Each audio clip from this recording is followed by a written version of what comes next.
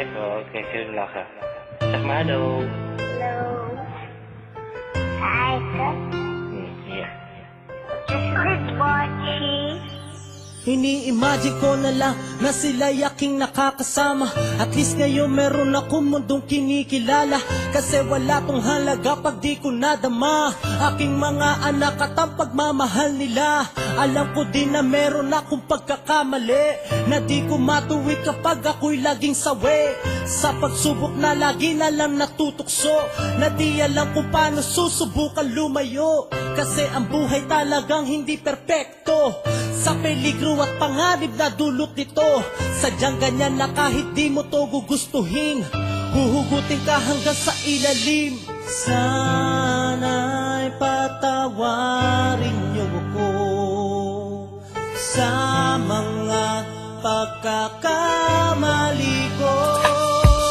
Sa panaginip ko lang makakasama ang aking mga anak at mga pamilya.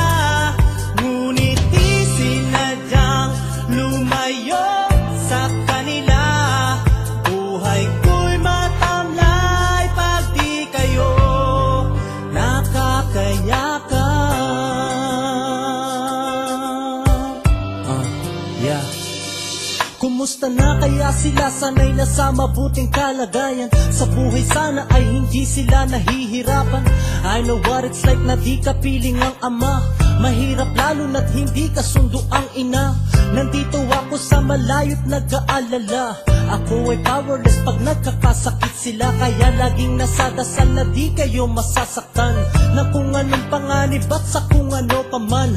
Mahal kita Botchi, mahal kita Eliana. Sa piling nyo lang naman ako ay liligaya. Habang kayo'y lumalaki di ko nasisilayan. Pumapait ang buhay na walang patutunguhan. Kaya walang kahulugan aking mga ginagawa, kundi ko din kayo makakapiling sa tuwing na para sa inyo aking mga pinapangarap. Sa pangarap na ito kayo aking nakakayakap.